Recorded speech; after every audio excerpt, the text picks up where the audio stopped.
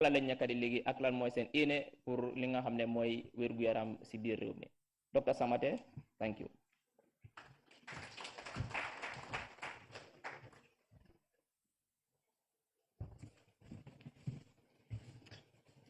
Thank you very much, Honorable Minister, Dr. Ismaila Ceesay, the Permanent Secretary, Minister of Health, and the Ministry of Health officials, our guests here present, distinguished ladies and gentlemen of the media, viewers wherever they may be. We are delighted to stand in front of you today to have a tete-a-tete with the public with regards to the health sector, with regards to what we are doing, and regards to the health of the people of this country. We thank the Minister of Information and his entire team for making this possible. This is something we've been yearning for ever since, for us to be able to send the message across to the people of the country with regards to what we are doing. Since we work for the people, they need to know what we are doing. So availing us the opportunity to have that access to present what we are doing is remarkable, and we thank you and we congratulate you for making that possible. We thank His Excellency, the President of the Republic, Mr. Adama Barrow, for creating such a wonderful environment for us to be able to face the public and discuss, take questions, take comments, and whatever the interactions lead to. As a government, we are prepared, and we thank him for that leadership, because typically the followers do what the leader advises and what the leader portrays. So we thank him for giving us that opportunity and that kind of mandate for us to say what government is doing in a frank, open manner. Distinguished ladies and gentlemen, we are all aware of the fact that for meaningful socioeconomic development of any nation, the people need to be healthy. We are aware of the fact that for children to go to school, for teachers to teach, they need to be healthy. For people to go to the farm, they need to be healthy. For road construction, for whatever work, for journalists to cover this event, they need to be healthy. Of course, for health workers to be able to provide the health services, they need to be healthy. So that means a healthy nation, as they say, is a wealthy nation. There cannot be any meaningful development without having the people being healthy. That said and done, that realization has been very strong in the minds of His Excellency, the mind of His Excellency and his government. Since His Excellency's government came into office over 7 years ago now, that realization came to the forefront. But we cannot say where we are today without going a little backwards in history. When His Excellency's government came in office, we inherited dilapidated health infrastructure. We inherited obsolete equipment. A lot of times we didn't even have what we needed to do the basic operations. We all remember how the Edward Francis Small Teaching Hospital looked like. We all remember how the polyclinic looked like. And there was paucity with regards to skills. So the challenges were numerous. Of course, scarcity of medications and medical consumables was the order of the day. But of course, when we came in government, His Excellency vowed to change that situation. And he said, we cannot continue to cry over spilt milk. Yes, we inherited that situation, but we cannot continue to complain and cry over the bad situation. We have to do something about it. And that's something we started to do since the onset of his administration. we looked at it in various areas because the facilities we have, or we had, were all dilapidated in most cases. So he said we needed to renovate them, to make them habitable, to ensure that the people who work there and the people who go there as patients receive care in dignified environments, in environments that are fit for purpose, in environments that function and look like hospitals. But that said and done, we also realize that, of course, they say Gambia is small, but it's not that small when it comes to population distribution, when it comes to the diversity of the people, where they dwell, and so on. So it is equally important to increase access, to take health care to the doorsteps of the people, to ensure that we build more health facilities. So to this end, and so you have all seen the massive construction projects in the health sector. We have seen the Farato teaching hospital that is coming on, state of the art. Millions of dollars are being spent there to ensure that the people of this country get quality services. The first phase, inshallah, will be completed this December, and it will be inaugurated sometime early next year. This facility boasts of intensive care units that really we have never seen in this country. It boasts of clinical areas. It will host the National Public Health Laboratory, state of the art. It will host a world-class imaging center where you have CT scanners, MRI scanners, and so on and so forth. So it is a big plus. Now, we have also seen within the same complex, the government has realized that clinical waste in this country, waste from hospitals, bandages, dressing materials, human parts that have been removed, used to be dumped at the dump sites. We say that is not acceptable. Children would go there and scavenge, rainwater will wash it into the streams, people go there to fish. We say we have to deal with medical waste management in this country. And we have a state-of-the-art medical waste management center at Farato and the smaller one at Edward Francis Moore Teaching Hospital. In the same medical waste management system, we have gotten 40 medical incinerators in 40 health facilities across the length and breadth of this country.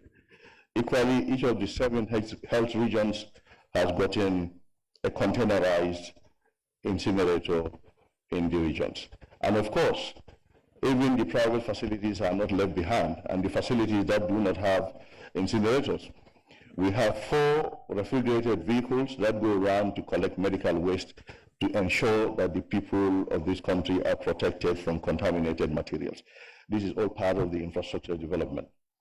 Now, recently, His Excellency inaugurated 5 brand new modern health centers across the length and breadth of this country. And sometime, inshallah, early next year, one will be, a major health center will be inaugurated in Jau. I went to visit that facility yesterday, and construction work is going on. 2 months ago, we laid the foundation stone for 6 health posts, and construction work has started. And inshallah, next month we'll equally lay foundation stone for 8 other health posts. A lot is happening when it comes to infrastructure development. We have equally seen the renovation in Edward Francis Moore Teaching Hospital. I think all of you should pay that place a visit and see the modernization, the expansion work that is going on there, and the modernization of the polyclinic in Banjul. These are all coming on. Work has also started at the Food and Drug Laboratory at Brusubi. We all remember the very sad incident of AKI in this country, devastating for children, for families, for all Gambians, for the government, everybody. But we said, inshallah, that should never happen in this country again. But we can only do that if we are able to test what comes in here. Because of that, the government and partners are building the National Food and Drug Laboratory at Brusubi, and construction work is far ahead. Now, we decided to put a food component in it because the foods coming into Gambia are also not tested. We said the last time we had challenges with drugs. This time we don't want challenges with either drugs or foods. So we put in a food component, and very soon, inshallah, all drugs and foods that come into this country for the consumption of Gambians will all be tested. A lot of work is being done also in Buam Health Center.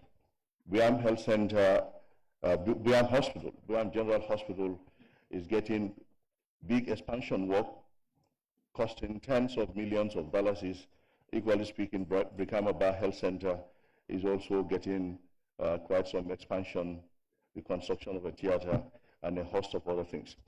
Why are we doing all this? Because we want health services to be brought to the doorsteps of people. Yes, infrastructure development, but you can have buildings without equipment. They are just like homes. To make it health facilities, we need to get equipment.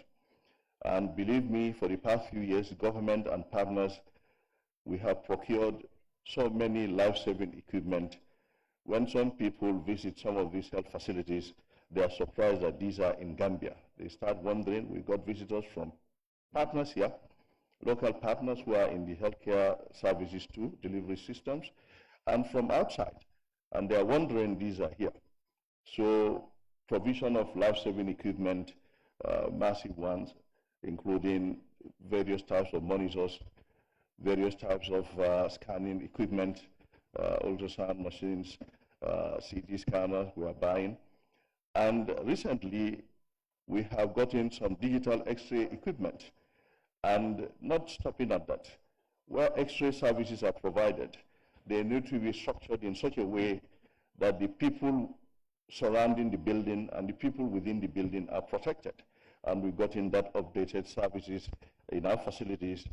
We have 5 brand new digital X-ray machines that are in country. They will be inaugurated soon. So a lot is happening with regards to service provision, with regards to strengthening the sector. But of course, we cannot also just have the equipment in beautiful facilities without trained manpower. There is a shortage of healthcare service providers all throughout the world. However, countries are doing various things.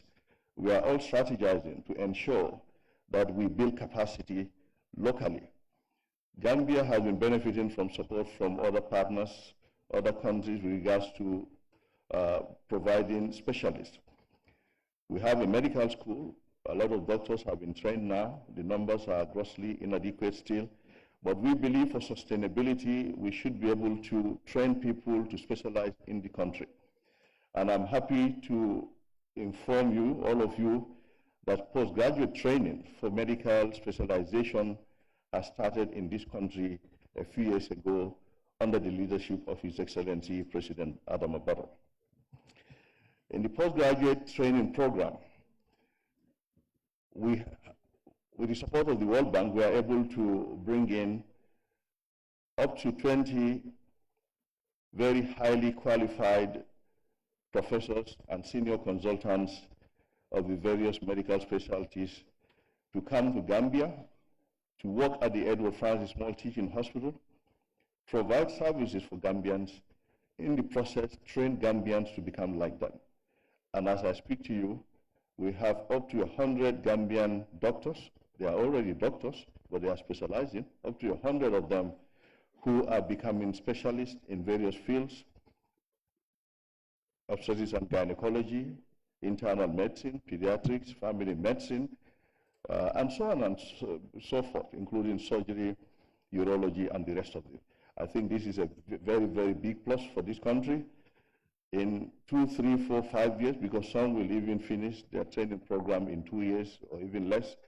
In 2, 3, 4, 5 years, all these 100 would have graduated, and we would have gotten 100 or more specialists in this country. I think this is phenomenal. But of course, medical service delivery is teamwork. Doctors cannot do it alone. We need the whole complement of doctors, public health officials, nurses, and so on, and laboratory scientists. So the nurses are also being trained to specialize in perioperative nursing, in midwifery, in anesthesia, and so on and so forth. Public health officials are being trained in so many areas. In surveillance, we have been training. We have a very successful training program, field epidemiology, a flagship program that is going on here.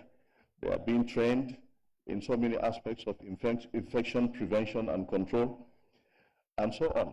Pharmacists are being trained, laboratory scientists are being trained, and I think it will also excite you to know that the Gambia now has a dental training program which the Ministry of Health, in collaboration with the University of the Gambia, is carrying out. Inshallah, in 2026, we will graduate our first batch of locally trained dentists in this country. Another thing we want to start in January 2025 is the training of pharmacists in this country. The University of the Gambia, under the Ministry of Higher Education and the Ministry of Health, are collaborating to train pharmacists in this country so that we have Gambian trained pharmacists. So a lot of opportunities for the young ones coming up. But these are all strategies to strengthen the health system. So we are tackling the health system with regards to provision of access points and also the provision of drugs. Yes, it is challenging.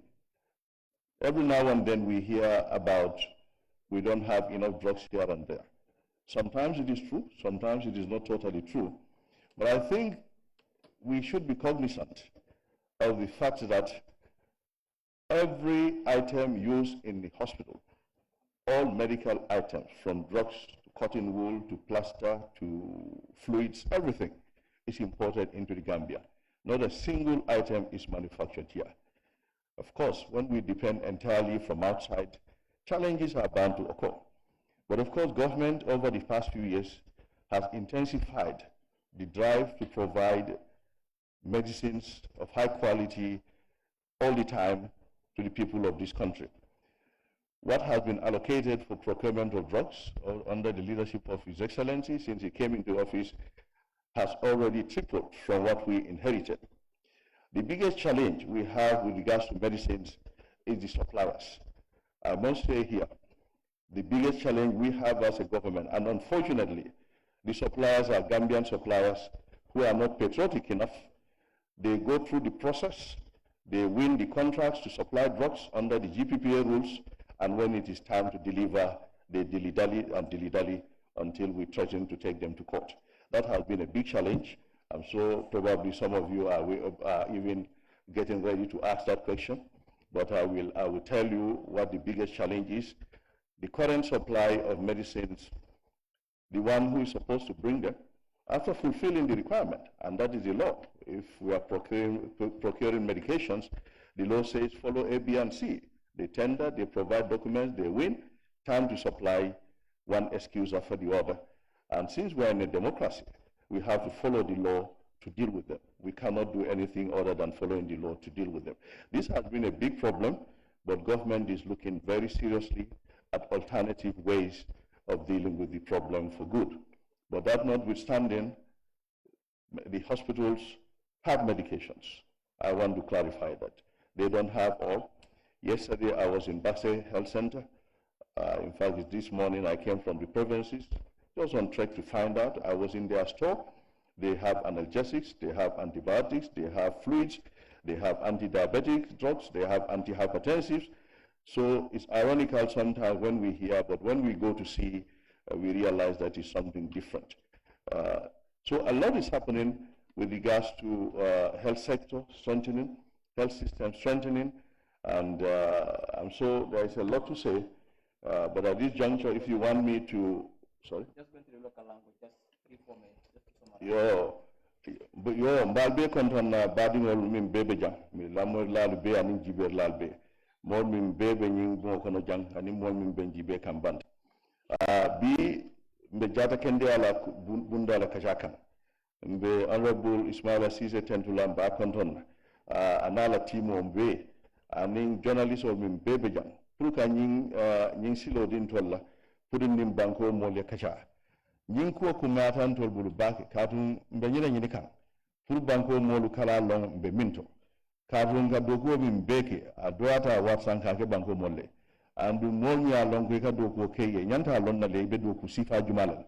ni tol fane fengol so do mi a lonko ay sola isa fo ko nyinen tol sola kadum gobe je nimma moy altol be min fola nta lonna problem o min beje nta lonna alla sula ko mu minti bari mbe min bu fokan bin president barola man sakunda sita nga jada kende ala bunda tara kolari baba kel loptani jama nga tare be kotoring banjul loptano be nyamin nu ba al halo min to ngamira o mam mokum polyclinic be nyamin amam mokum ba nga taraw loptano jama be batari mbake nata tara fanan joran dolu joran jamalle kotota dolu man sobo ndefa wato nga operation o ke banjul loptano kono nga bata min ke tuka operation o ke a bata sembo warta masumo dolu be je miya lonko mantara je nke operation o ko le nyam fen dolu wolu kilinde be loptano beto no sol se boring ya fujang sasa to do sula la karado le nimboro ta ya samboto no si fare taraja andu goro la manko ngobe kalmuta le kabru wato ku jamal le mankita kabru wato by being president baro sisa ako keke bin gonta duma o ka kumbo la ko la nafata wala ibe keke do le nyinela ka du nyindo te ko la no wonen ko ko min tambida no le tarakering bay katulo fala ka o ka wato be o man nafaso ndolbe mun kelano pour ka o alhaalo fali ay ndol ya mar minna akongal loptano du lafa banko kan ako fanan loptano kodol wimbe je nge kuta kutyanti banjul loptan ba mobe a jele saabe nyami ngamira momo gambian ka gambian kadun taje kontano be jele kadun abe kutyaade kadun sasa to mobe ga sasa duwa bal sasa du hadama di wala bal wala kon bay min sasa to tata loptano to anyanta je talla alhaalo le wa miya lonko hana hakilo se tanko ba nata ta je loptano mantara betari do kulal fonte la do ko kelano sasa to fanante kontan wala sabu banjul loptano ba be je do ku kan be polyclinic fanan do ku kan ni mi nyaso do se tambi je le waje do ko min beje anum fanan bo danila kadum banko ko kun tol ka kin ka kal tolle bay nin be kol kala alfanan ka wakilal kal te jibe banko ndol wato ka soto ka fo ko nyimmo karal to lebe marla nyindo ko bin to lebe je kunu mo do lebe je bin to lebe je so ma do lebe da dunya do le nyam bari ndol be min be kan chain ku kendol to lafa ali fanan ali tal yejibe bari be loptan kuta jamalo kan faral to loptan ba moliya jeli abe nyame no ko ngamin fo angale count loptan samjo be pare be domorolu nimborol testé dula lokan wa hayna wobe brusubi president o loptani kuta lulu dayele wato kono ngando albe woje television otole loptani kuta dobina yellanja wote mela inshallah womo health center ballet buyan loptano kono doku babe je mintada kanya million kono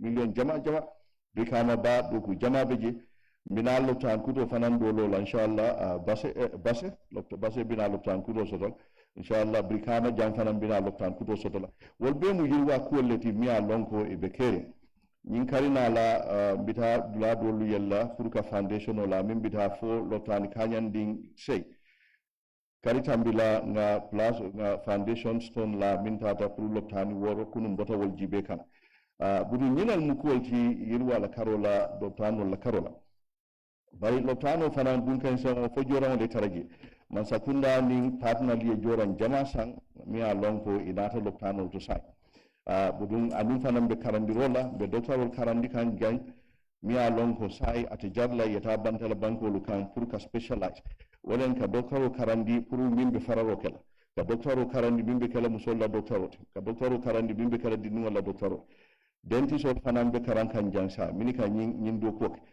inshallah nyin 2025 bori pharmacist milka bori ko karan minawol fanan karan dilaja no sol be karan kan ke la karan lafa to karan lafa jamala be ke kan yin banko kan public health official fanan na karan be lafa kan jan kende ka du nin karan sambo ma wara jararo sifa min laftala ndo so do nga borol fanan na ko fo borol la ko kuma ta bake be ya kalamuta wati ni wati samo ko borol man so do laftanol to aka sotole adobe ji aka mankile bari ka fuka abuka soto abuka mantaro nyam bari boro la manko ngosi fala ko bring president baro sita ay million jamale la fa boro lu minyanta sanna boro fado to nga min taranum ay wasaba fosi dula saba ay wasi fosi dula nani fan ay wasi buru boro li la fa borolu min kam batandi borol la koto wala borolu yalon bori fembi kadira Gambia boro be ka bonam bantale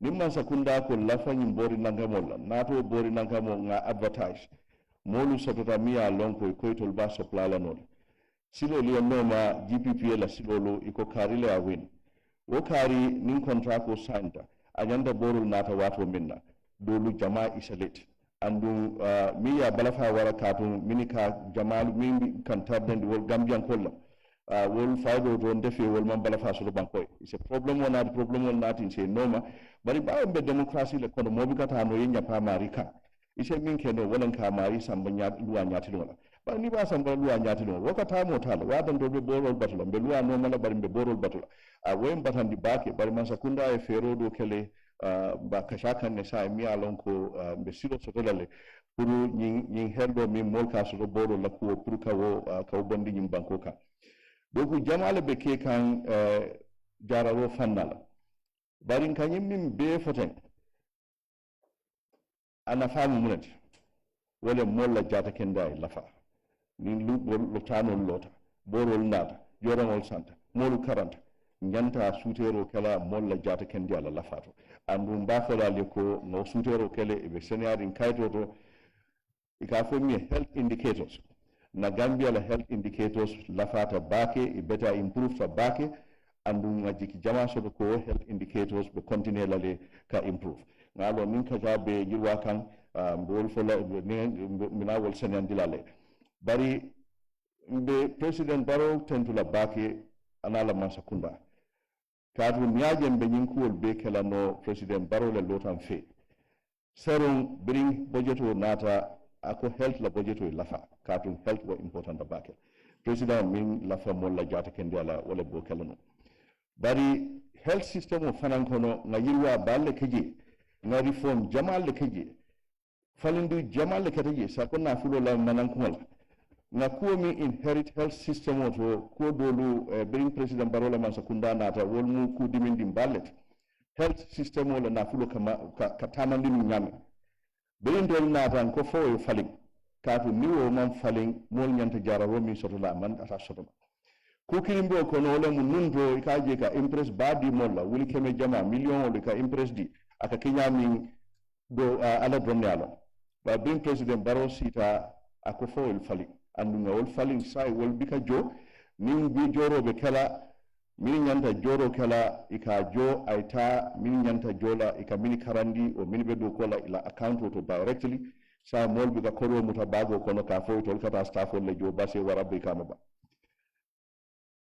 woko bring oma ngakelole ma womu kele baladi mi alonko hani sai dolu bike fono wala na kari kilin kari fula kari sabal dron Dr. Samateh ise nanna talo ke Facebook be kol fola nyina mu kelot bigi ngodu la block ngote kela okelo hani sai wala be keri don sa senian dalla bari wonna natan na famule la Gambia jam aya sabule partner lu da World Bank Global Fund UNICEF WHO ye jiko soton na masakunda to sembo la biya lonko wala sabu ka nyindula lon ni wali ya lonko ka mindi abikata ka anyanta tala dami wala intelligence sembo wata ibe mol kono ye mol so min ka ko fe ni wali ya ka mindi abikata nyama den hanni fen kundi ni talo lay and I think that's very important to say it in English too with regards to the accountability mechanisms we put in place ensuring that people are accountable, financial accountability, performance accountability. This has endeared us to the partners. That is why the partners are coming forward with a lot of support for the country. That's equally why we are able to construct all these big facilities with the help of World Bank, WHO, and so on and so forth. Because they have seen the commitment from the government, the highest level, His Excellency, from ourselves, our humble selves, and the team. And I think ensuring accountability is what is yielding us all that. Thank you very much. Thank you. Thank you. Thank you. Thank you very much, Honorable Minister Samateh, for that very brilliant presentation. Now we will move on to the next item, where we'll watch a brief documentary of this health sector. Then we'll give the chance for the minister's team to introduce themselves and the sector they represent. Thank you.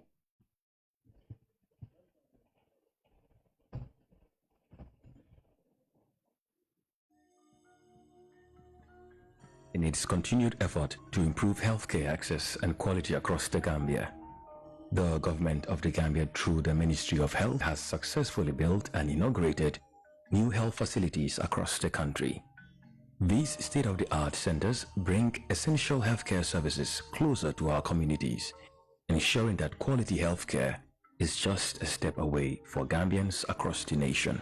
Keloptani karahibe bago ko kanundi o ko menu jate nyana kentu sere sugara imagine anto kubaka parce que ngana cheki geli independence ngana lita ma lenki o kudanke se hunni nyama de midura lopitani kitana o kuna ke wala munna hakore ay on nyeke dangane ado ni nyube no ga tawno karo kuy solution nyara kedi kompom pakke be ga loptani kedi ado yo kebe gari ga sigitu manna kebe khanne maka a sufficient intenya ni kunda inakatu jarene here access ngai maka igakatu ni kinyana oy mako tora ange ngana hay seren kamma ado tora ke ga kebe imme kamma kebe ga tora ke hayni kenna hayni tiya gabane ka tora nga kebe kamma kenya gon pilliana hayni o kuya gon pillianda ke tora wari his excellency mekundu ama famu tora be ganyo ko kamado access ntanga ko be boy kata health facility nga o kondani o shomo ko siri menen hanki sine fawama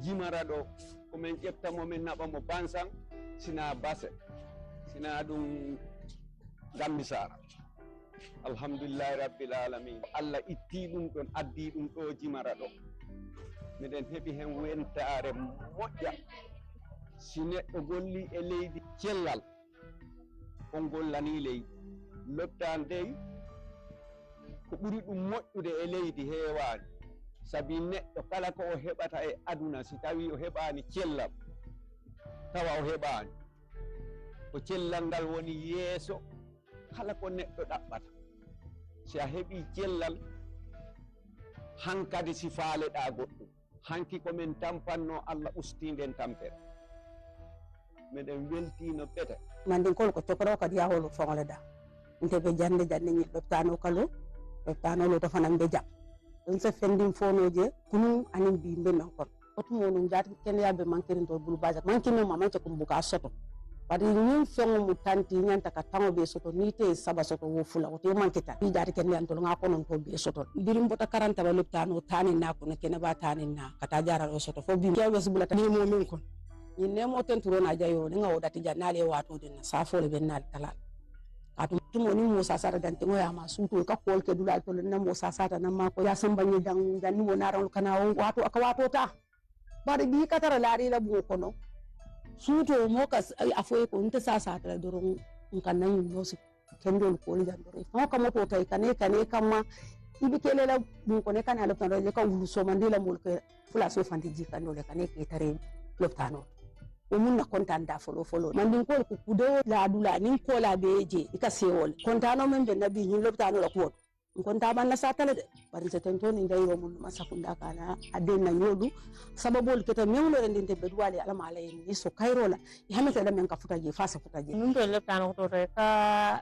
boro so to geda to nya bari ka boro men so to janin sai ka men so to jang e differental kanun to ise boro so to jang asere doya bat woni bota jang ita ko farafen eta boro ni liggéey ne ko ye la jaate ken ya timanya le tano la lo jang ayin ma koy ba ke jaate ken ya la karol kan bi ise ku jamaate si jamme manke lo damma o ma koy ba ke ka ti kam en bayndi no abe fa fe sata wota jang oto kontano nan tawara mol fi ba ke tundo molu ane sata o mol bi le tano lo ta jamus kono ma la batata lata limmo ko ende ma koy la turiyo jaate ken de asoto onante kale te fe kontano re sa ko men kam de la sata o kontano watan pembe man sa kunda tentula de jayila labitan be njeriñam si tundu bi ñun suñu eboné rek dañ koy tambalé wa mënuñ ko jéxal ndax li tax mënuñ ko jéxal moy fi boda la dëkk yi ko wër dañ bëri te yëpp fi lañ daan jaar dem Kuntaya sëriñu lool te yoon bi bon lool léegi bi nga xamé na labitan bi ñëw na nekk ci sama njaw jégeñu mu yomb lool si ñun docteur yi te ñu góorgóorlu soo fi ñëwee guddi yaag docteur yi yéen a fee nekk soo fi ñëwee bëccëg yaag docteur yéen a fee nekk sa garab du manqué sa faj du manqué dañ la toppatoo ni la war a toppatoo nga ñibbi si waxtu bi la gënal kon daal ñun ñu ngi jërëjëfal docteur yi waaye suñ jërëjëfal ñu ngi ko gën a yóbbu si nguur gi rawatina Adama Bar ndax juróomi lopitaan la andi woon Gambia mënoon naa ñàkk a xag si sama jaw te ci sama jaw time boobu sonnoon nañ waaye yàlla mi dara taxut Adama Bara jàppale ñu isil ñu ko ci sama jaw mu def fi lim fi war a def defar na ko ba mu rafet mu isi fi garab ba mu doy isi fi docteur ba mu doy docteur yaa ngi def seen liggéey kon ñu ngi jërëjëfal réew mi di gën a jërëjëfal Adama Bara ak Minister of Health.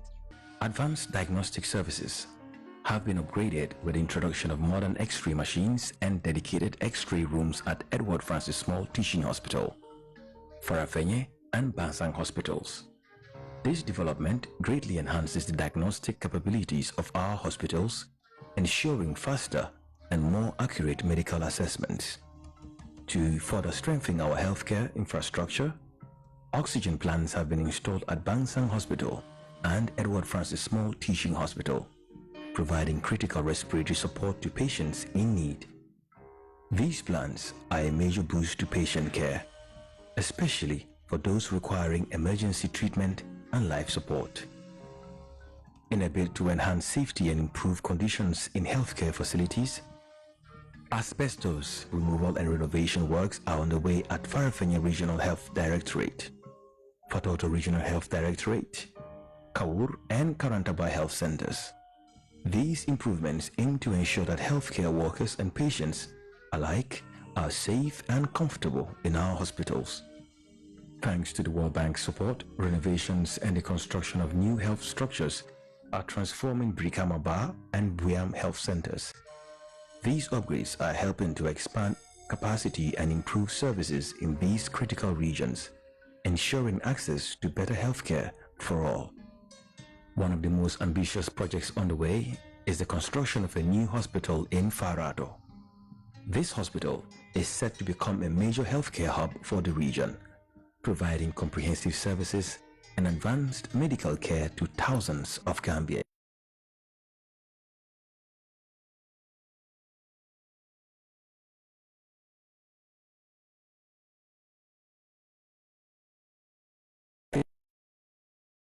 This facility will play a crucial role in mental health and safety in the healthcare sector. To ensure the highest standards of safety in the pharmaceuticals and food we consume, the Ministry is constructing a food and drugs quality testing laboratory at Brusubi. This lab will play a pivotal role in safeguarding public health by ensuring the quality and safety of medicines and consumables in the Gambia.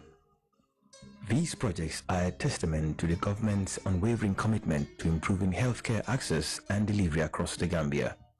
With continued progress, our healthcare system will become stronger, safer, and more inclusive, ensuring a healthier future for all. This is brought to you by the Ministry of Information as part of its public consultation and popularization of the government agenda initiatives.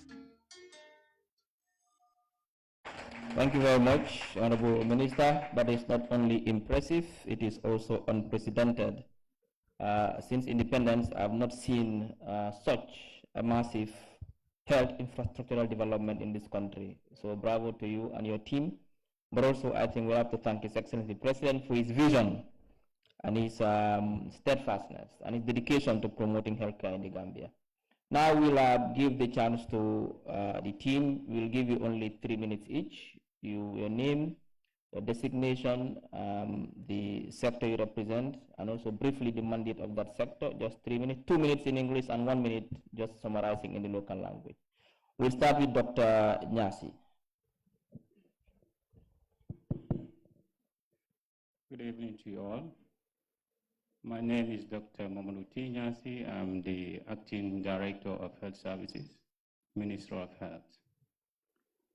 I am the one currently leading the Directorate of Health Services, and the function of the Directorate of Health Services is responsible for promotion, preservation of health services.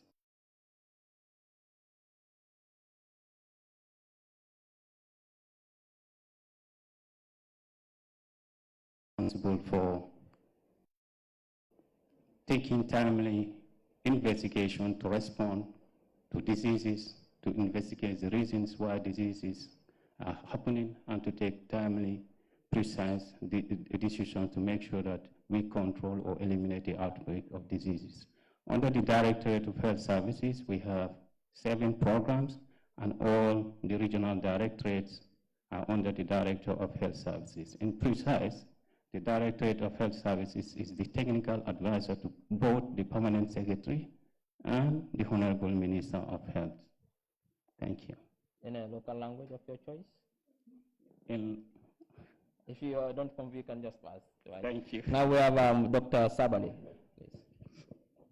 Good evening, Honorable Ministers here present, senior government officials, and viewers and media team here. I am Babandin Sabali, Deputy Permanent Secretary, Technical, also overseeing the National Pharmaceutical Services. Honorable Minister already alluded to so many programs and progresses in the health sector. One area that I want to elaborate further is the health technologies and supply chain management system in the country. It's gratifying to know that the Ministry of Health has acquired a fleet of vehicles that will assist the distribution of health products to the last miles in this country. That strategy, we call it last mile assurance. So already this fleet of vehicles are distributed to all regional medical stores, and use of ambulances will be a thing of past to carry health products to health facilities. Previously, we use ambulances to distribute drugs from the regional medical store to health facilities. But the acquisition of this fleet will now enhance distribution of health products to health facilities. Additionally, the Ministry of Health has acquired through partners what we refer to as Electronic Logistic Management Information System. This system assists in creating visibility within the supply chain, meaning whatever transaction happens at anywhere in the health facilities, one can able to track and trace it. This enhances accountability and transparency. More importantly, at the click of a button, you will know exactly the stock level at the farthest point in this country. All this are geared towards ensuring that we create access to the health, to the people of this country. It's important also to know that very soon next year, we will train homegrown pharmacists in this country. Again, this is a collaborative effort between Ministry of Higher Education, World Bank, Global Fund, and other partners. On that note, I want to thank everybody for listening. Thank you. Thank you. Yes, Ja?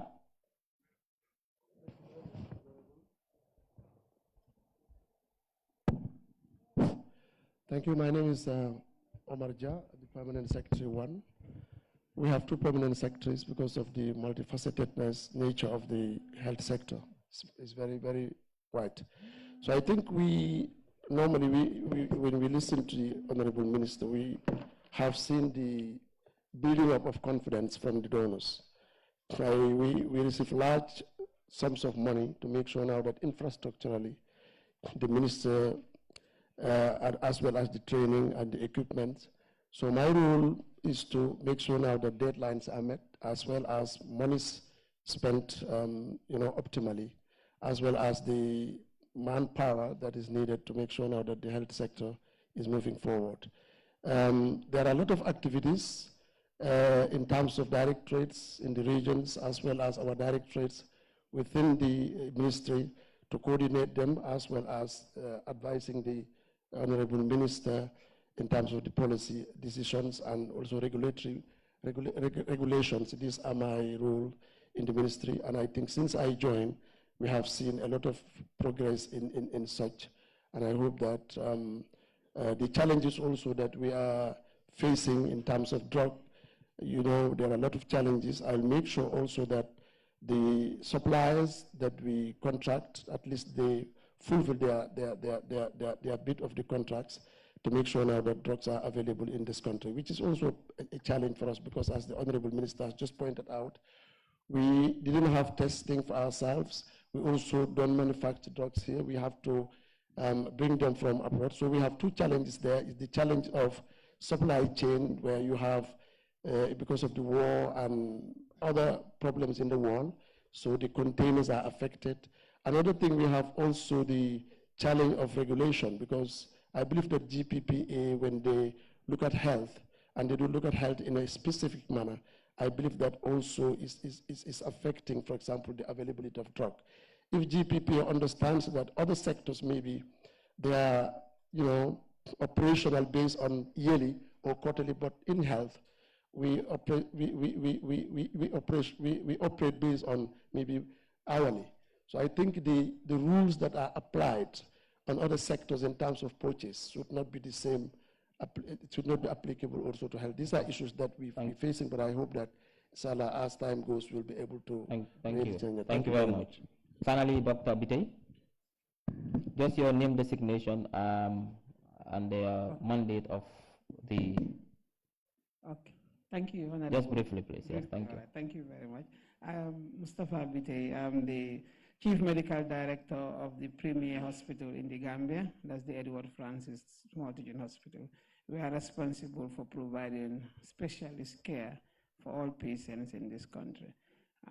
So what that means is that, just to be brief, is that we need, I hear people say, you don't need to build more facilities, just make EFSTH the best, So we are the teaching hospital. We want to only deal with specialist issues. And if we deal with general hospital issues, we'll be overwhelmed and there will be space issues. So that's why there's a need to make sure that we expand the access and we reduce specialist services only and deliver that. Thank you very much. Thank you. So now we've reached the most interesting part of this program, which is the Q&A. We'll now open the floors. We'll take 3 questions at a time, and we'll give the chance to our guests to answer those 3 questions. Now we'll be alternating. The first set of questions will be taken from this side, 3 from this side, then the next set we'll take from that side. That's how we'll be alternating. So we'll get 3 questions from this side. We'll start with the young lady over there. Thank you. So everyone has a right to ask only 1 question. And the questions must be brief as well. Please, only 1 question, please. Thank you. Good evening, everyone. Okay. Good evening, everyone. I am happy to be here today. Thank you very much, Honorable Minister of Information, for making this program inclusive. And this is something that we very much appreciated. I am the Ceesay.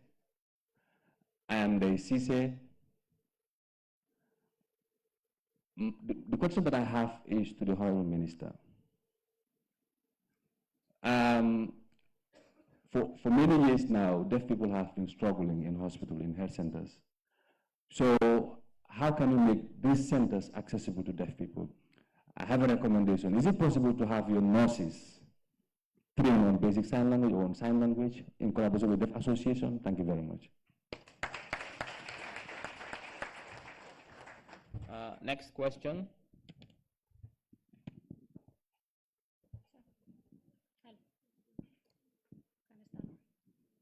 Assalamu alaikum. Good evening to each and everyone. My name is Mas Mane. I'm a trained nurse. My question is going to be very precise and straightforward. As a personnel who is directly dealing with patients, I have had first-hand information and events on incidents, and I want to take 2 places as an example. That is EFSTH and Brikama Health Center.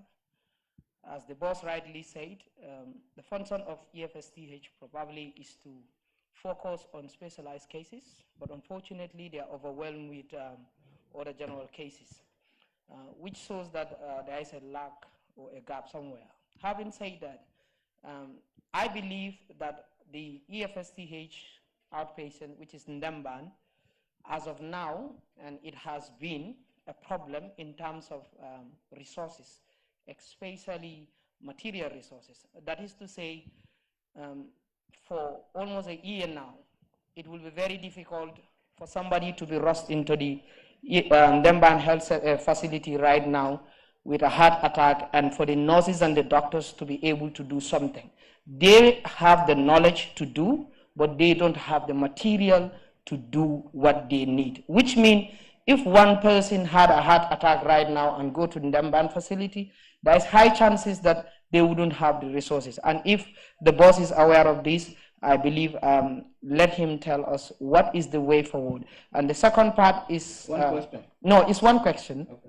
It's Brikama. Brikama is one of the most populated area. And as we speak right now, as I am speaking, they cannot do a simple full blood count with the French. And the bosses understand this. And I spoke to people that are there as of yesterday. If you cannot do a full blood count with the Fensal, and it is headed by somebody who was one time Director of Health Services. So I think this is something that I want the bosses to look into and help. Come again? What's the question now? The question is why and what are they doing in order to relieve that issue in Brikama and the one in Demban. Okay. Thank you very much. Thank you. Next, please.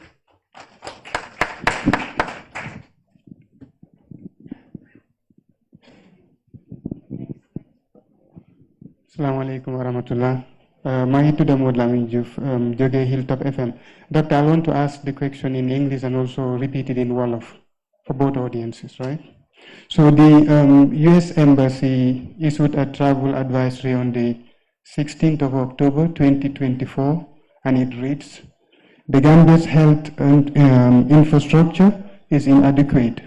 Health services, hygiene, and quality control do not meet U.S. standards of care. Pharmacies are not well regulated, and locally available medications may be unsafe. What is your ministry's response to this? Laaj bi ma doon laaj si kàllaama nasaraan mooy ne réewi Amérique seen embassy bi am na kayit buñ fësal ci fukkeeli fan ak juróom-benn ci weer bii. Kayit bi lañ ci wax mooy ne réewi Gambia seen buntum paj mi maanaam tabax yi anam biñ nekkee doy na waar suñ health sector bi taxut ko mel noonu wàllum set gi ci buntum paj mi ak it lu jëm ci wàllu pharmacie sarta yiñ tëral yëpp daanaka daal nekk na ci standard boo xamante ne matut ni ko réewi Amérique bëggee. Ma bëggoon a xam jëwriñ bi lan mooy tontoom ci lii nga xamante ne Amérique wax nañ ko. Jërëjëf. Thank you very much. Now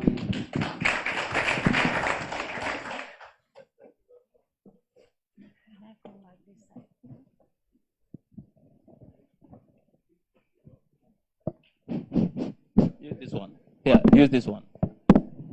Can I get the...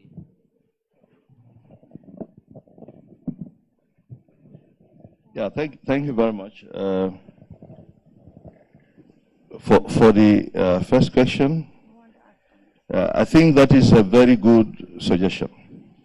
You know, that's why we say good ideas don't just have to come from government. Good ideas can come from any citizen. Governance is collective responsibility. Government has a role to play, but citizens also have roles to play. Sometimes your role, the citizens' role, and we are all citizens, by the way, we are officials, but we are equally citizens, is to give good suggestions. So that's a beautiful suggestion. So we will start engaging by Monday. I myself, inshallah, will tell the team to engage with the society so that we can look at how we train people and even have interpreters over there, sign language specialists from the start to be in the hospitals whilst we prepare to train more people. Believe me, many of us, if I myself can be trained, I'll be happy, because sometimes I wish to communicate, but it's difficult. And any opportunity to communicate with human beings, whether it is by sign language or by language, we should grab it, because it's good to be able to get the messages rightly across to people. Thank you. So we'll pick that up.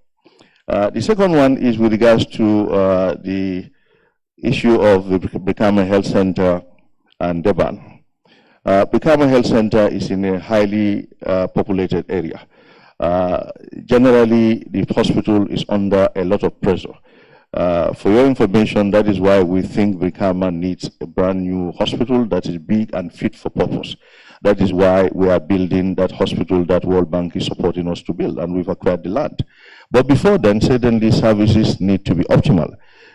Sometimes it is not the issue of materials, or it's not the issue of equipment, it's an issue of attitudes by human beings in health facilities. Because if the place has a head, and you have a full blood count machine that should function, you have consumables, you have reagents, then if it is not functioning, we'll find out why it's not functioning. But it is usually attitudinal, because every head should ensure that his facility functions. The minister cannot come and fix the toilet door in a health center, or to look at that equipment, or to look at EV light. Then we wouldn't have time for policy. So every head of an institution, I'm happy you mentioned it.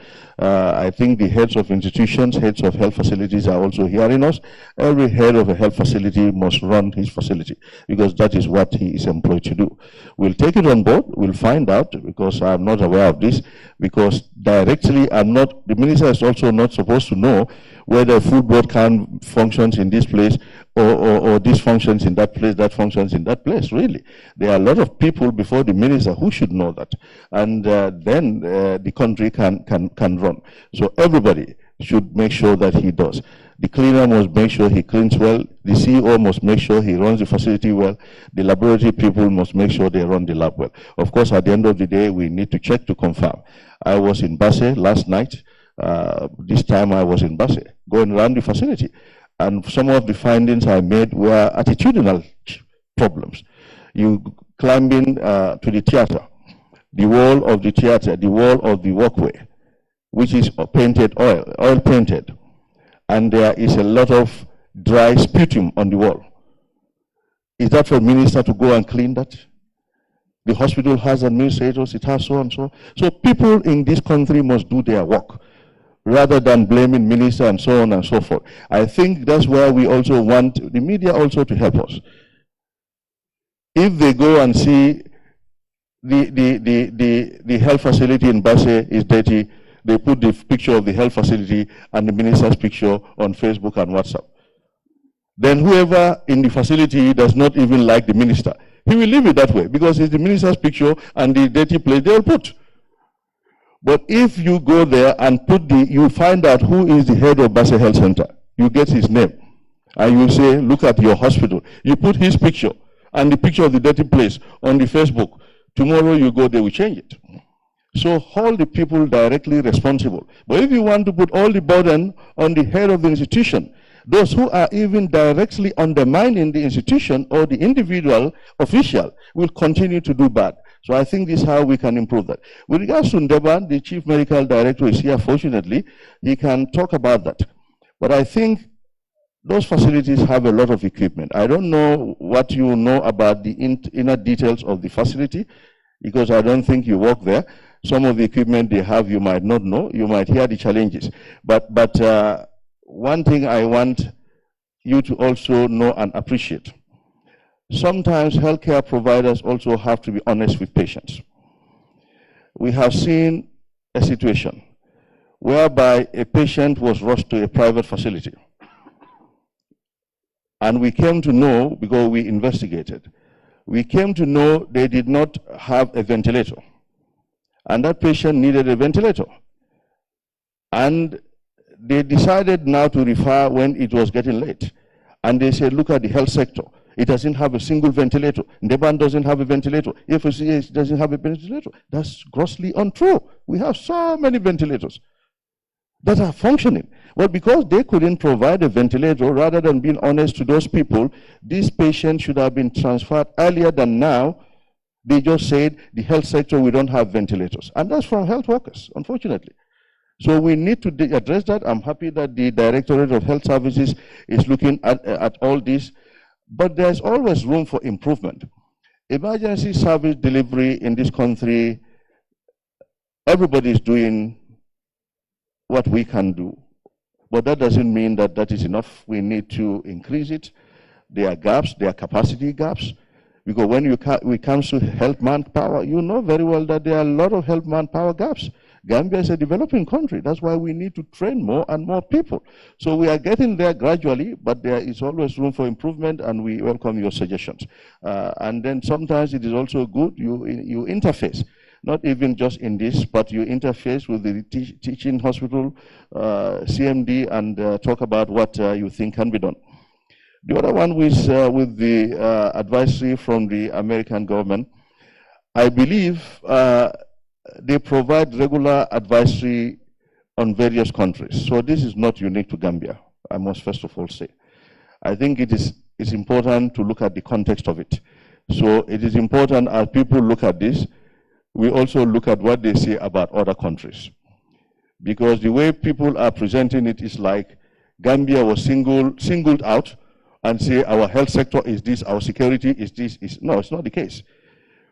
There are regular advisories, look at country by country, and the CDC, which gives the health advisory comments on particular countries when it comes to health advisory. So if some people go and get the one for Gambia and display it, quite okay. We are happy to see it so that we can address it. But I want to say we should look at it in context. If they say it is below the American standard, we know that because we don't have the resources that America has. If we had all the resources, probably it will be better because our country is a smaller country. So we are striving to get to that level. But they are making it clear to their people so that they know when they come to Gambia, they don't make it look like they're in America. Of course they are not in America. We all know that. So that is making it clear to the American citizens coming here that, yes, you are going to a country, but the system you meet there is not going to be like our own, which is fair enough because what is spent sometimes in one medium-sized hospital in America when it comes to the health budget is more than our entire national health budget. This is the truth.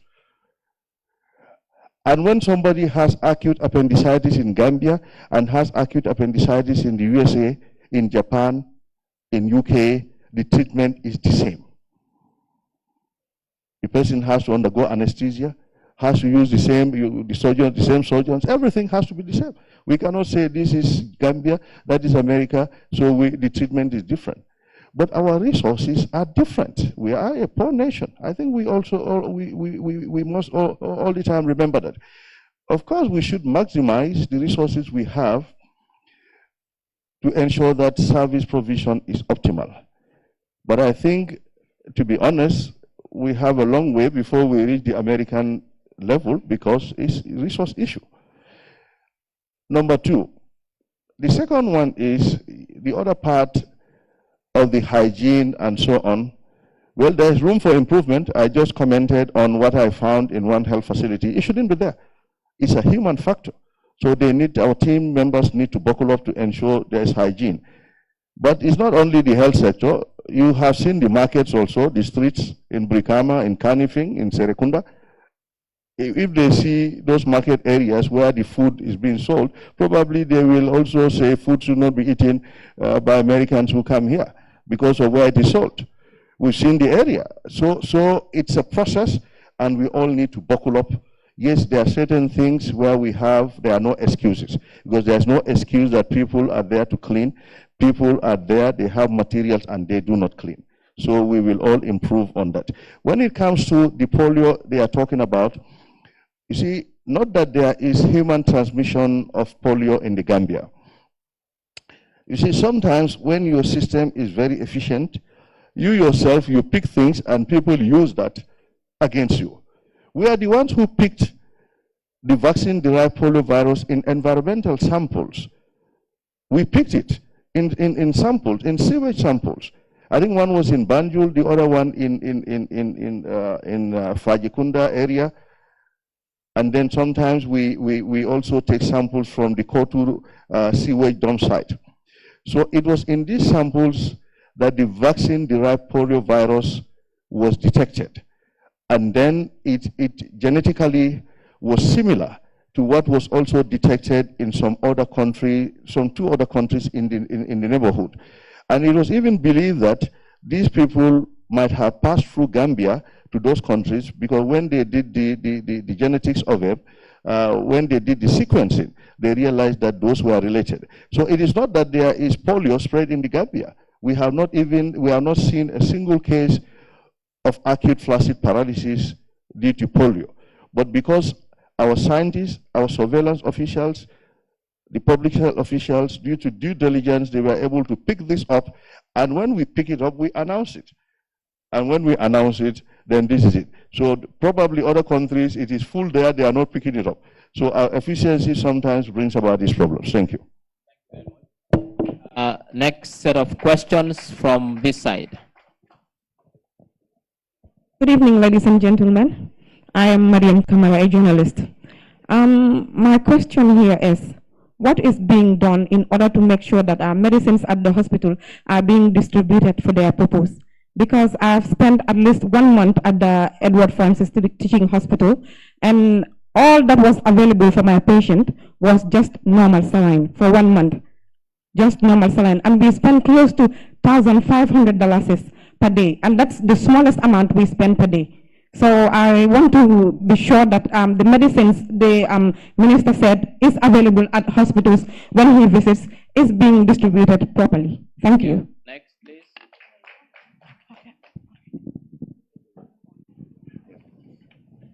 Good evening, Honorable Minister, Director of Services, ladies and gentlemen, and media houses. I am Yunus Ambai, the Senator for the University of the Gambia Students' Union.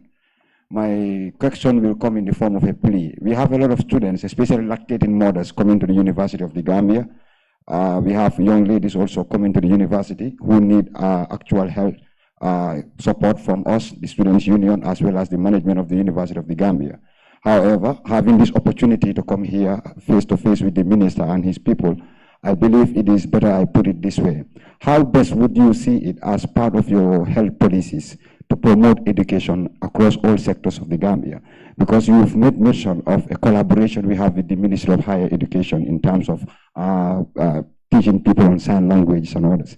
So we believe your contribution to Ministry of Health could be directed to support the University of the Gambia as far as the females that I have just mentioned in terms of their reproductive attributes.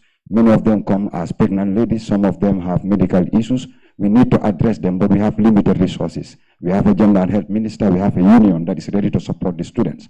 However, we believe your ministry, in collaboration with us, the Students' Union, can help a lot of students. We have about 8,000 students coming to Faraba weekly. So this is a huge number that need support as far as medical health support. What is your suggestion? My suggestion is, how best would it be if the ministry could help us in terms of providing an ambulance, a standby ambulance, and some of the medical needs that we may have, that is tablets. Thank you very much. Maybe a clinic at the university? Perhaps a clinic at the university, if possible. Thank you very much. Next question, please.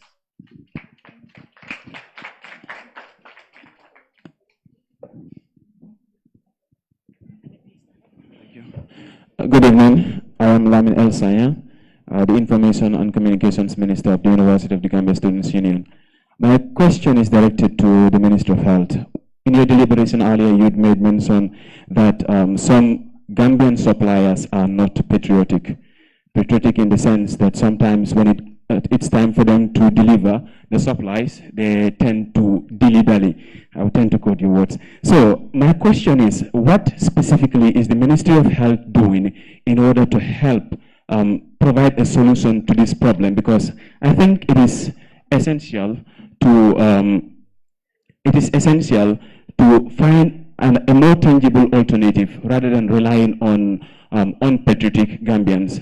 So my suggestion would be, is it possible for the government or the Ministry of Health to import the medicine or other drugs on your own, or provide the means to do that, to be handled by government, rather than relying on the unpatriotic Gambians? Thank you. All right. We'll come back to our guest to answer those 3 questions. Thank you. Thank you. Also, if I may plead, you can ask your questions in the local languages as well, please. And also, our guest might also answer in the local languages. Thank you. Thank you very much. Fortunately for Mariama, right? Mariama, the Chief Medical Director of the hospital, is here. So you will, now I said, each hospital that you have an issue with, hold the head of the hospital. So he's here. So he will answer, then if I have to add anything, I will. But for Ms. Ambai, thank you for letting us know, because we said, as I said earlier, good ideas could come from anywhere, anybody. Now, the Honorable Minister said probably a clinic. So your minister is my very good brother. We will discuss that, inshallah, to see, so that we provide what it needs, and then you provide the space in the clinic. But today, I promise you, inshallah, we'll give you an ambulance. Okay, thank you. For, I think, Mr. Njai, yes, who spoke about the drug issue, what we are doing. Yes, you are very right. That kind of situation is not tenable, it's not sustainable. So we are having a stakeholder meeting very soon to look at those possibilities of seeing what we can do to ensure that these people do not participate. So that we have options that we are looking at very soon, inshallah, we'll come to a conclusion so that this will be a thing of the past. Thank you very much for your suggestion. CMD, you want to answer the question from the young lady? Yes. Thank you very much, Honorable, and thank you for the questions. First of all, we want to say that in the Gambia now, I think this is the greatest time somebody can have like cardiac problem than in the past. Right now, we have a good Gambian cardiologist, we have a professor of cardiology, we have another specialist cardiologist. The main problem in Nemban is the space. And very soon, we set up a committee that's already working on moving. We've already, gang works are already handed over, and we are working on the movement to that place. So normally at the A&E, they stabilize. In the Gambia now, we have a cardiac center, and we are working towards having a cath lab. So yeah, we understand the space issue. Buneka at Nemban, why inshallah we will improve on that. Very soon, si Ludu Diaga didn't move. Te lolu yeb dina wanye. Kulegi Nemban dafa neka place pour trauma, comme ñu am accident, wala ñu am neurological problems, wala plastic surgery. Then inshallah, anybody ko am any other problem na A&E, dinga neka within Banjul, so dafa easy. Cardiac center bi mung fa A&E bi X-ray, CT scan. Like, so if they anything see A&E just to stabilize you, they can move you straight to the cardiac center. You have the best care you can ever have in the Gambia as far as history is concerned. So with regards to kinum ko wahe affaire garabi.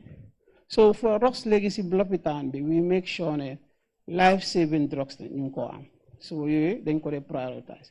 Was for example, Blopitan state-of-the-art testing investigative yupangfa. So pathologists will be there. When a machine gis Gambia, si lab, gis many places in this country. Tekoko is a professor of pathology from Nigeria. So World Bank spent with the Ministry of Health $3.1 million buying just laboratory equipment. So laboratory equipment, so they made become everywhere laboratory equipment move. So EFST, luñ def moy ministry bi jox nañu yeb légui ñun luñ wara provide rek moy reagent.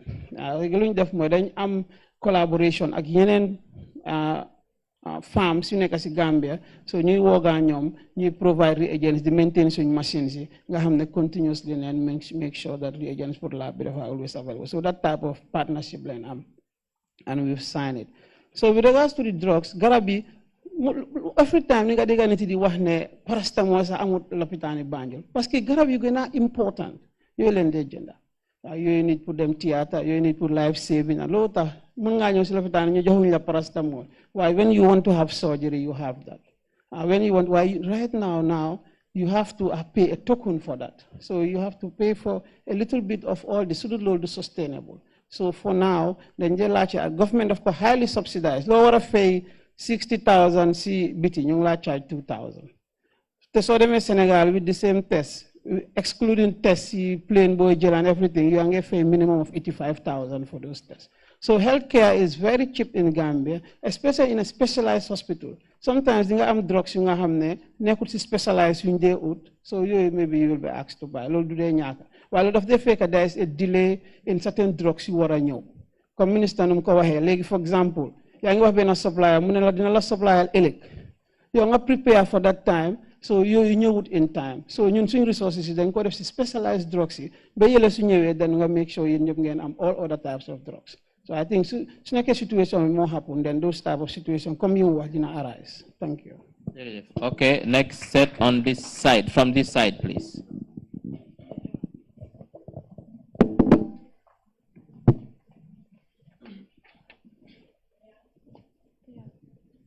Assalamu alaikum.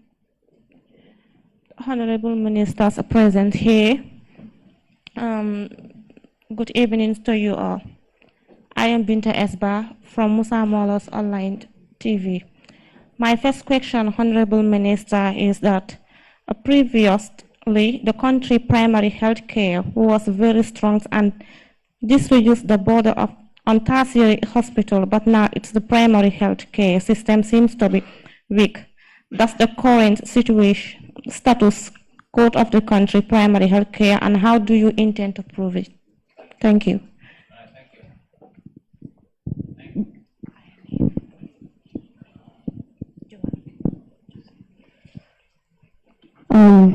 Good evening to you. I am Malokita, a student from the University of the Gambia. My question is regarding the Farato Teaching Hospital. What means or plan that your ministry have put in place regarding the accommodation crisis that our fellow university students, that is the medical allied health science students, what have you put in place to solve that problem that our fellow students are facing at the University of the Gambia? Thank you very much. You mean the students from the School of Medical and Allied Health Sciences? All right, thank you. Okay, good evening, everyone. My name is Omar Fay, and I work for the State TV. Honorable Minister, during your deliberations, I was keen to hear you mention issues of mental health, which is becoming a global issue or a phenomenon, I can say.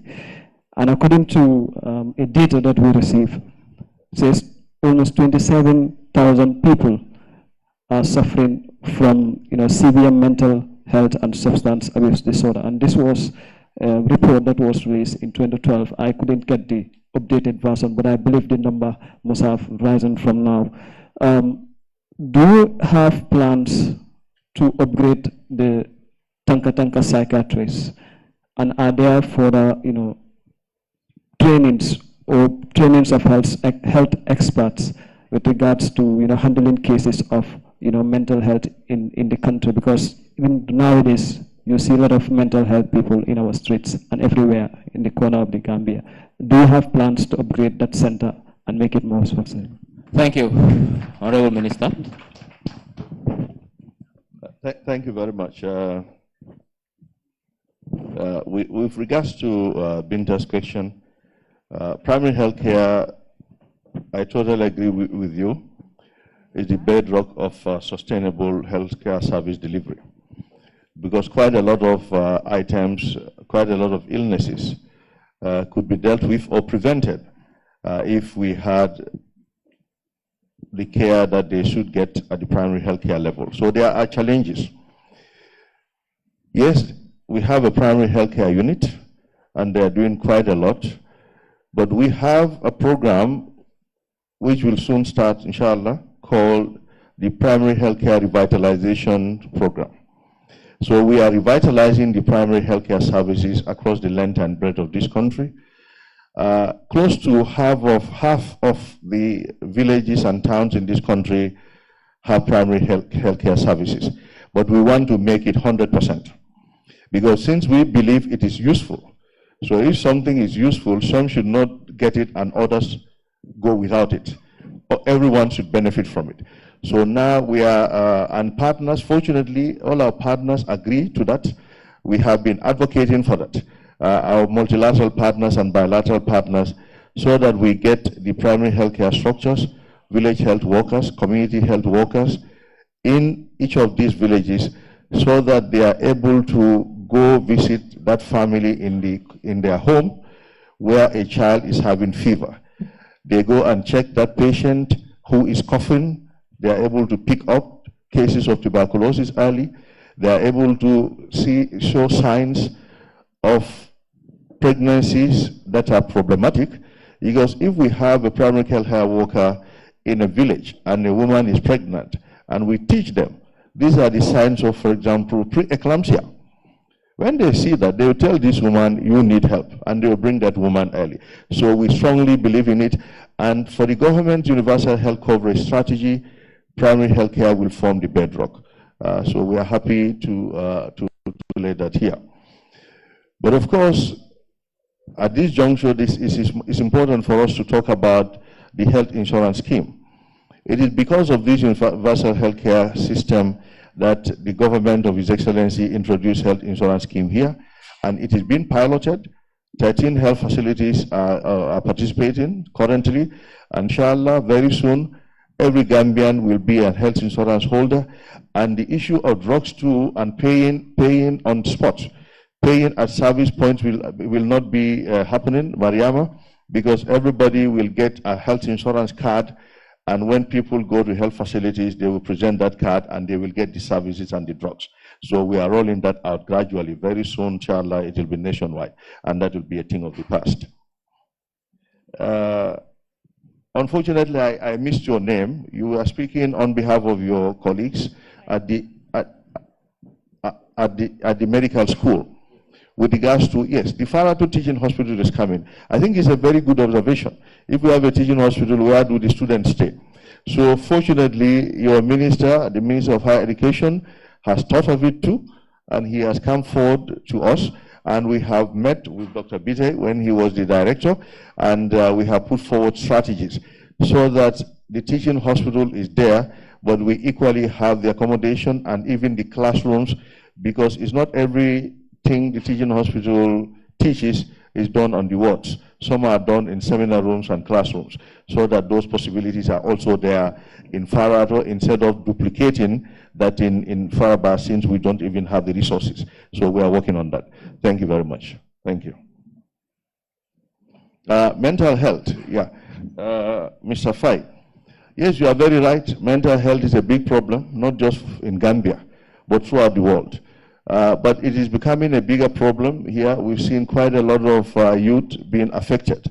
Quite a lot of, and unfortunately, quite a number of cases we see at Tanka, the psychiatric hospital, are related to substance abuse. So substance abuse has become a very, very big problem for all of us. So with regards to upgrading the Tanka hospital, yes, it is part of our plans. But we are also working on even making it semi-autonomous.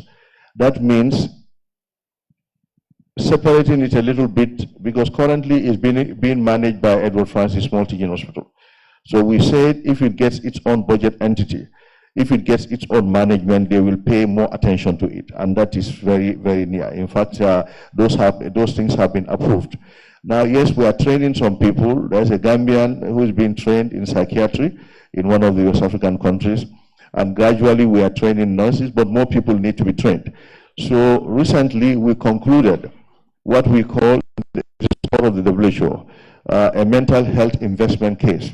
Now that is looking at all these challenges, where the gaps are, when it comes to infrastructure gaps, when it comes to drug supply gap for mental health patients, when it also comes to skill gaps for the mental health care units and so on and so forth. So that investment case is being developed.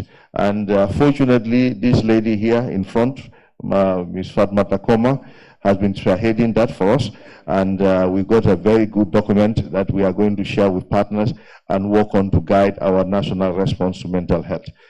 However, we also use this opportunity to appeal to all of you. We can all contribute to mental health issues in this country.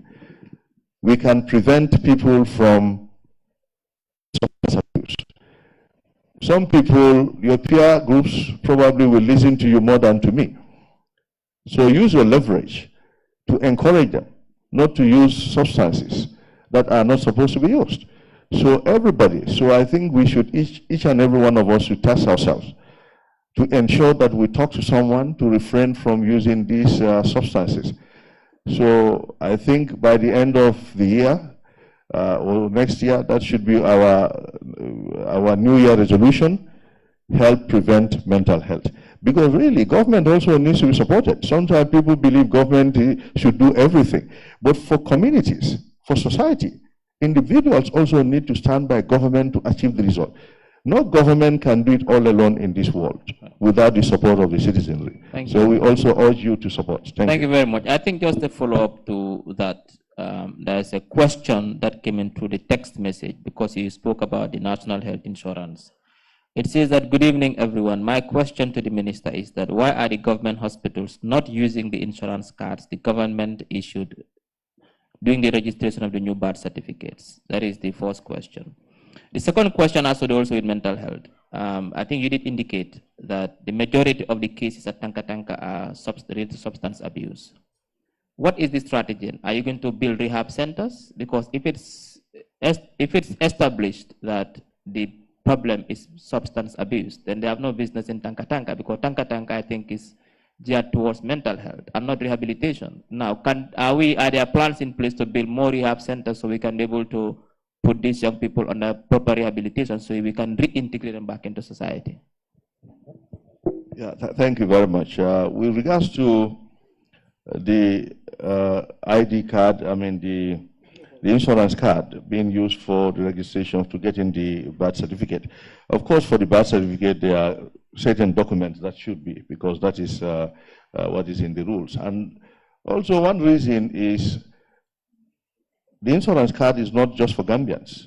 It's for anyone who is in Gambia. So getting an insurance card certainly doesn't mean that one is Gambian or not, right? But they're actually looking at all these things because fortunately, we've covered over 1 million people who have gotten these cards now, and those were not the major problems. But the challenges encountered are being looked at to see where the improvements can be made in the subsequent, expansion of the problem. So the insurance card, you see, for every system of insurance, there are people, well, in Gambia, there are people who are going to be completely exempted. Yes, completely exempted from paying any premiums. But there are people who are going to be contributing premiums. And the premiums are going to be determined. But of course, insurance, as the name implies, it is not paying the actual price or the actual cost of the service by the individual. Individuals don't pay for the actual cost. The premiums, which are meager, because resources are pulled together. So, and it's not everybody who contributes uses those services at the same time. So the resources pulled together, people who need the services, irrespective of how small the premium is, they benefit from it. So that's the concept of insurance, schemes. Now, with regards to mental health issues, yes. So we need a rehab center, and we're talking to partners, and we've already spoken to a partner that is listening and willing to support us in that line. But of course, when the problem evolves and becomes a mental health issue, then they probably also need mental health services. Okay. So sometimes you mix them. Sometimes they are even together. Or in some mental health facilities, you have a portion of the facility that is dedicated for rehab. Thank you. Thank you. This side, please. 3 questions, quickly. Yes, good evening. My name is Mohammed Keita. I am the Gender and Health Minister for the University of the Gambia Students Union. So, Doctor, I would like to give you a quick breakdown. Health Minister, of course. The University of the Gambia, like my senator said, has 8,000 students, and 3/4 of all these 8,000 commute to Faraba for classes. And one of the goals of universal primary healthcare is to make sure that healthcare is accessible to individuals. But this is not the case in Faraba. And one of the things we have done as a student union with the management is to make sure that we have a sick day at the University of the Gambia campus. But this sick bay is not equipped to capacity and is run by students, myself, plus other nursing volunteer students who mount this place. So I'm not here to make demands, but just suggestions, because our preliminary suggestion was to have a trained personnel stationed at that sick bay. I would first like to say that we've reached out for certain individuals for support, and I'm glad to say that Dr. Bite here have supported us with nebulizing machine, which is very helpful for that matter, and thank you for that, sir.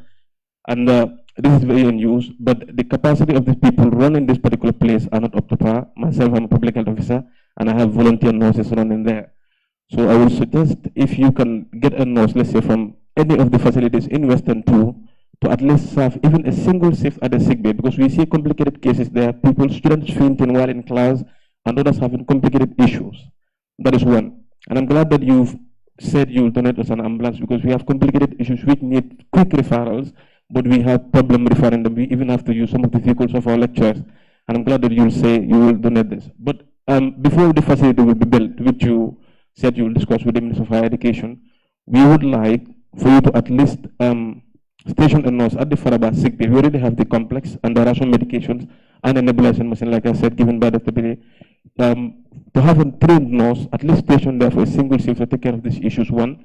And two, for it to be treated like any other outpatient with at least minimum supply or whatever is available at the central medical store, for this place to be equipped to handle some of these cases you'll be seeing. So I want to know if you can make a commitment. Thank you. Doctor. Thank you very much. Thank Next, you. please.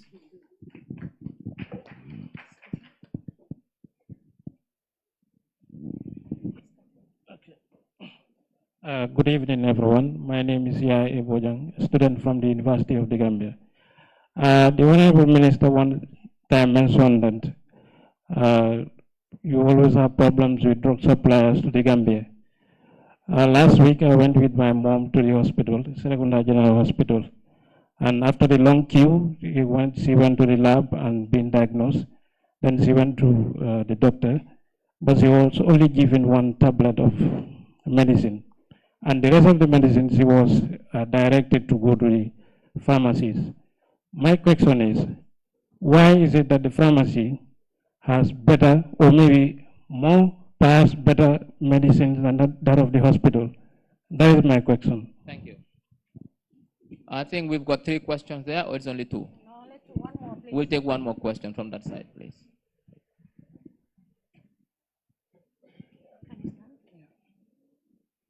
So thank you. Good evening, everyone. My name is Sini, and I am also from the University of the Gambia. Dr. Samateh did mention about the MRI, the CT scan, and we all know that cancer is rising in the Gambia, especially in women, both cervical and breast cancer, and there is no proper treatment in the Gambia. So I want to ask Dr. Samateh, what is your ministry doing in terms of building a cancer hospital in the Gambia? A cancer hospital? Yes. Okay.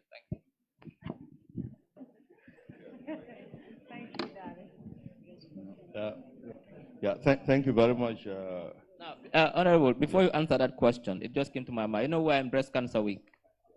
Someone asked me, why don't we see a mammogram in the Gambia, or if we are planning to have one? Yeah, thank you very much. I start with Mr. Keita Muhammad. Yeah, so our team, our school health team unit, there's a unit responsible for school health. They will sit with you and then look at that. So this you are saying is possible, and inshallah we'll make it happen, right? Provide healthcare workers, and then also give you some equipment, basic diagnostic equipment, and also someone to support the people. Wherever you have people, we are concerned. And that number of people who gather there are part and parcel of the society of this country. So we will certainly do that, inshallah, right? So our team is writing this down, and they will follow up. You exchange contacts so that can be facilitated.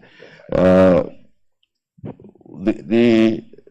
Boja Lamin did say the issue of why the outside pharmacy has the drugs and so on.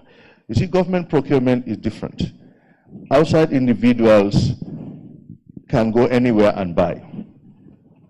They just have their monies, their funds, and they decide where they buy from, and they go and buy and bring. Government, unfortunately, is not like that. government, there are rules. There are good rules. But sometimes it causes challenges, especially if we need to buy things urgently. Because you also have to follow the rules. The rules are actually safeguards so that people also don't abuse them. If those rules were also not there, some people could also abuse the situation. That's why government procurement follows procurement rules. So there is a government entity, a whole authority called Gambia Public Procurement Authority. So they have rules set aside for all government procurement to follow. So sometimes there are challenges. But the point is, these procurement rules were followed in this case. But some people win. They follow the rules and win, and they don't deliver on time. Now, when they don't deliver in time, what do you do? Then you now start to follow the law for the law to deal with them. But in following the law too, time is going. We need the drugs. But we cannot also, you see, that's democracy. When people do wrong, you follow the law to deal with them. So it is not so straightforward, so easy. We would have dealt with them, long before now, but we have to follow the law so for the law to prevail. Now, but we are looking at possible solutions, as our other brother said earlier, to resolve the problem. Inshallah, it will be a thing of the past. But of course, as Dr. Bide earlier also said, healthcare service delivery is not easy, it's not cheap. Yes, here it is very highly subsidized. My brothers here from Nigeria, I'm sure they are listening, when we say almost everything is free in the hospitals. I did my first part of my training in Nigeria as a house officer. When patients came to the hospital, as we diagnosed them, the next thing is we write a list of what they need. Injection, syringe and needle, cotton wool, plaster, medication, the fluid, and we give it to them and they go and buy. And as they bring it, we admit them.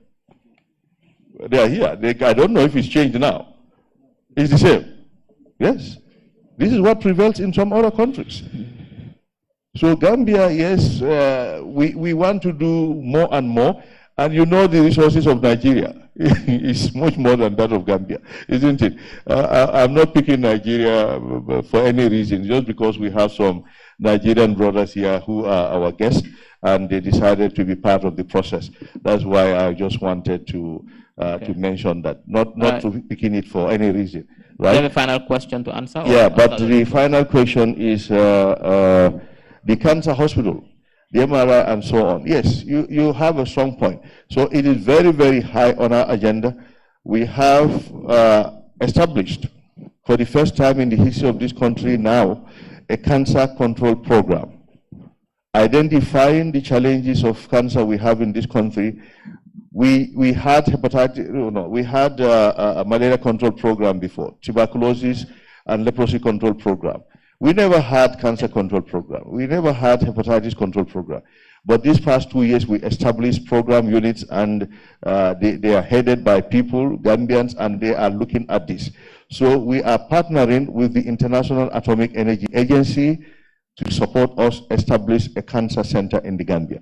So a lot of steps have taken place, and His Excellency also is looking at other ideas of supporting us so that we also have a cancer control center. And he's also cancer oncology center, we call it, cancer center, and it's also going to be in Farato there. So that plan is very, very advanced with regards to what we are doing in our strategies. But just to also, before I wrap up, at the Farato Teaching Hospital there, inshallah, from January, we will start the construction of an open heart surgery center.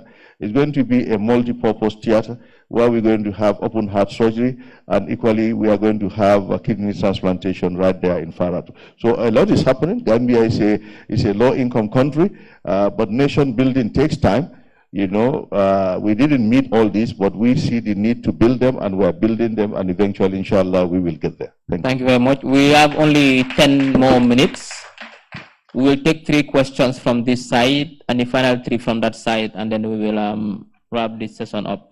Now we'll take 3 questions from this side, please. Yeah, and very quickly, please, this time. Yeah, thank you so much. My name is Matar Joseph from the TFM. I have a question, a very critical question at this moment. There have been a growing concern about the many deaths of pregnant women in the Gambia in the hospitals. Can you outline the ministry plan to tackle the higher mortality rate in the Gambia? Thank you. Next, please.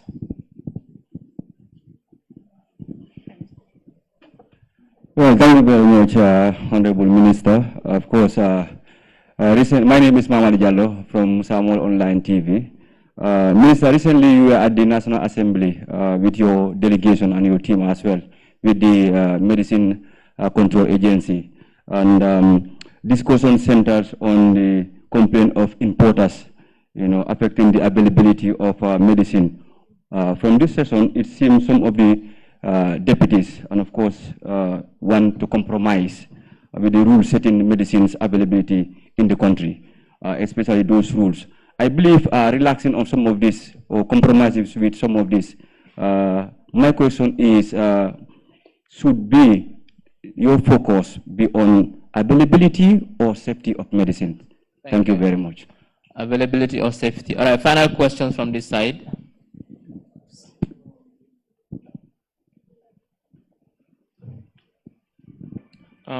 Good evening to everyone. My name is Suwaibu Dabo from the University of the Gambia. I want to begin by saying health is very critical for multi-sectoral approach. And I believe that all sectors or most sectors in the government are determinants of health. So therefore, what is your ministry doing to build that synergy with other sectors in factoring out determinants of health and what to do about them?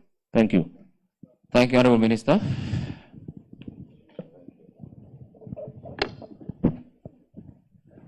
Thank you very much. Unfortunately, I missed the name, but you asked about maternal mortality. Maternal mortality is of immense concern to everybody because, as I kept on saying, pregnancy and childbirth are supposed to be times of joy, not times of sorrow. So we are all very concerned.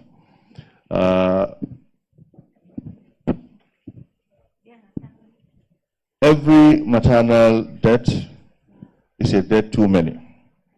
So even a single one, we do not want it. And we strive to do our best, inshallah, to avert maternal mortality. Gambia's maternal mortality ratio, but of course, as you discuss these things, you have to do comparison across countries. But just to let you know, Gambia's maternal mortality rate is the lowest in our sub-region. It's the lowest. You can find that when you go out from here. Now, it even being lowest, it's even coming down further.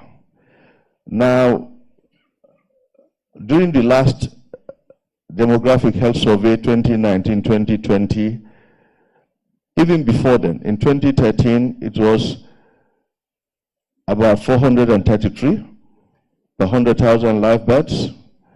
Then 2019-2020, it became 289 per 100,000 live births.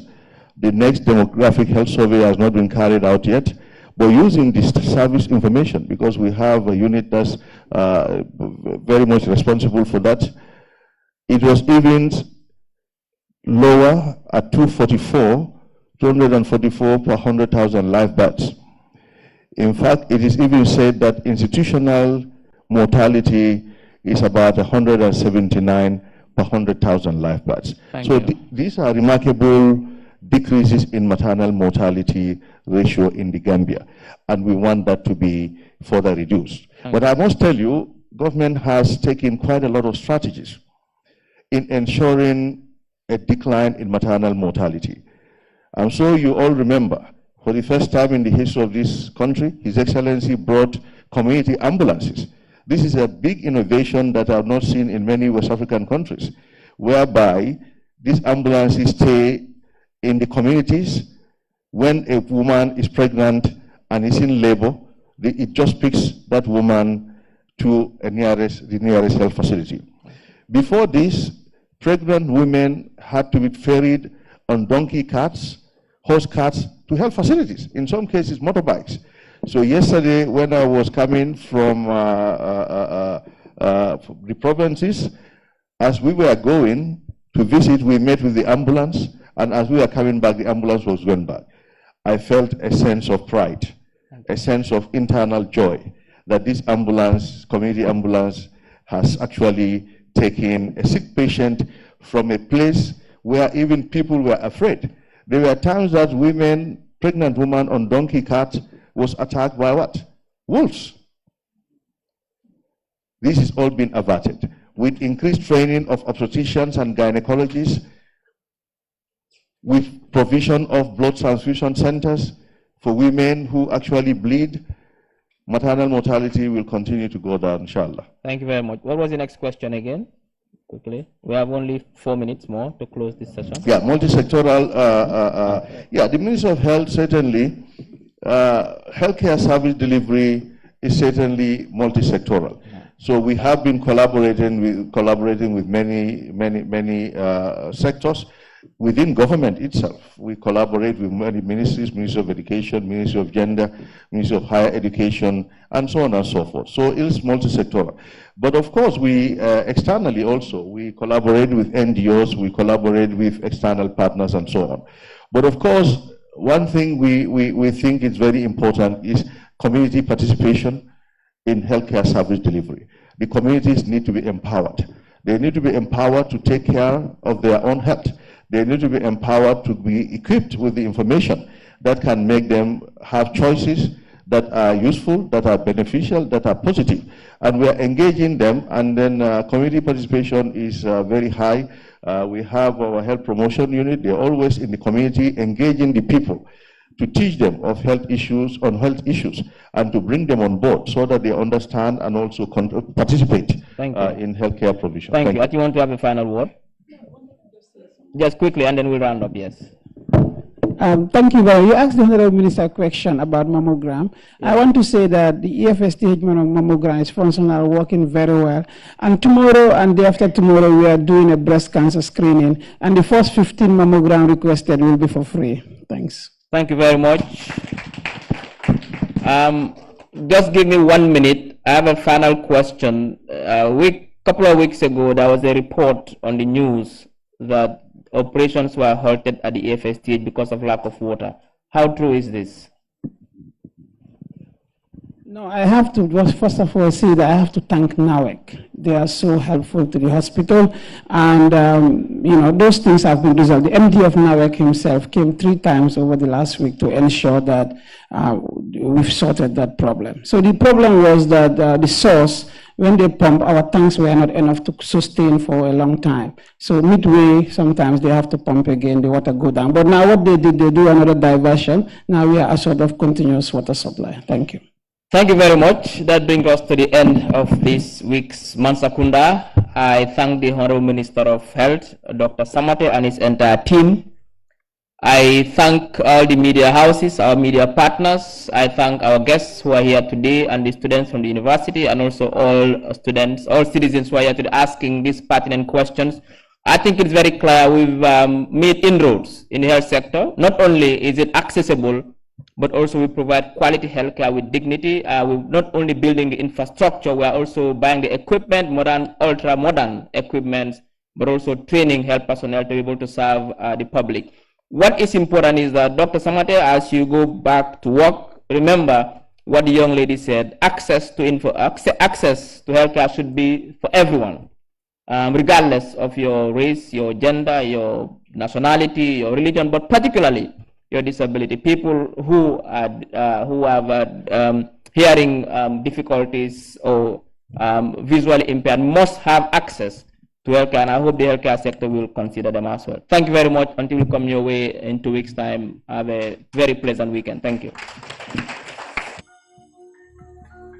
In its continued effort to improve healthcare access and quality across the Gambia, the government of the Gambia, through the Ministry of Health, has successfully built and inaugurated new health facilities across the country. These state-of-the-art centers bring essential healthcare services closer to our communities, ensuring that quality healthcare is just a step away for Gambians across the nation. ke loptani kada hibe be ko kannundi o ko menu jate nyana kentu sere subara imagine anto ku bakka parce que angana cheki gelli independence ngana lita ma lenki o kudanke sehu nyi made mi dural lopitani kitana o kuna ke walla munna hakore ay on nyeke dangane ado mi nyube nu ga tawno karo kuyi oli so anyara kedi kompom pakke be gal loptani kedi ado yo kebe gari aga sigitu manna kebe khanne maka a sufficient intenya ni kunda inakatu jare nere access ngai maka igakatu ni kinyana wi mako tora ange ngana hay seren kamma ado tora kega kebe imme kamma kebe ga tora ke hayni kenna hayni tiya gabane ka tora nga kebe kamma kenya gon pilliana hayni o kuya gon pillianda ke tora wari his excellency mekundu ama fahamu tora be ganyo ko kamma ado access intanga ube goyi kata health facility nga o kondani o shawmo ko siri menen hanki sine fawama jimarado ko men ƴettamo men naɓamo bansan sina base sina ɗum gambisara alhamdulillahi rabbil alamin allah itti ɗum ɗon addi ɗum ɗo jimara ɗo miɗen heeɓi hen wentare